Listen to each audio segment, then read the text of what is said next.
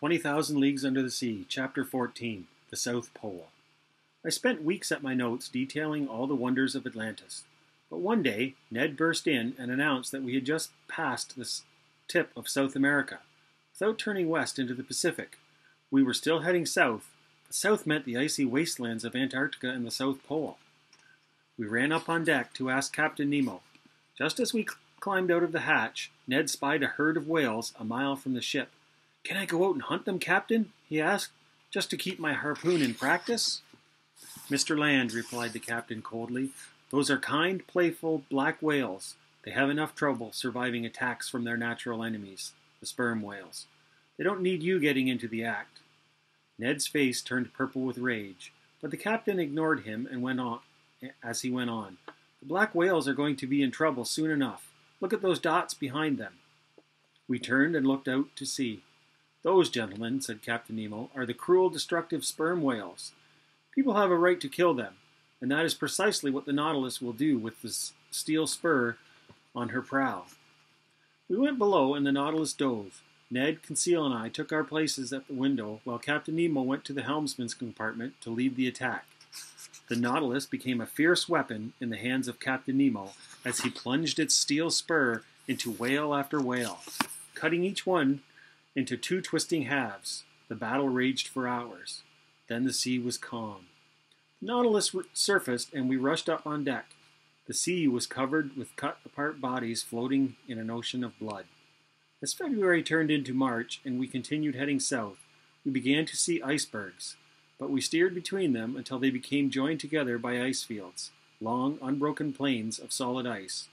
For a while, the Nautilus was able to split the ice fields open with her strong prow. But finally, on March 18th, we could go no further. We were up against a chain of ice mountains whose sharp peaks rose like thin needles 300 feet into the air. "It's the Great Ice Barrier!" cried Ned. And truly it was. It was the one obstacle that no ship had ever been able to get through. We would have to turn back. But as I looked back, I saw that was impossible too. All the passages behind us had frozen together, closing us in. "We are trapped, Captain!" I cried. "Oh, Professor," said the captain calmly, "you always worry. Not only will the Nautilus free herself, but she will continue on and take us to the South Pole. We shall discover the pole together. Where others have failed, I, Captain Nemo, shall succeed." "I'd like to believe you, Captain," I replied, "but do you plan to put wings on the Nautilus and fly over the Great Ice Barrier?" "No, Professor, not over it, under it." Suddenly, I realized that this just might be possible. For every foot of iceberg above water, there are 3 feet below. So these 300-foot-high ice mountains only went down 900 feet below the surface, and 900 feet was mere nothing for the Nautilus to dive. Captain Nemo ordered everyone below, and the Nautilus started down. Sure enough, when we reached a depth of 900 feet, we floated freely in the water. For the next 3 days, we sailed underneath the ice, but continued on our southerly course. We finally surfaced on March 21st. All of us rushed up on deck. A few icebergs were scattered here and there, but the sky was full of birds and the water full of fish. At 37 degrees, it felt like spring. "Are we at the South Pole?" I asked. "I'll take our position at noon and know for sure," answered Captain Nemo.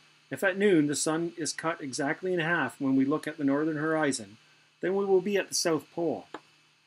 So the Nautilus cruised slowly along the surface for several hours until we reached a mass of rocks surrounded by a beach.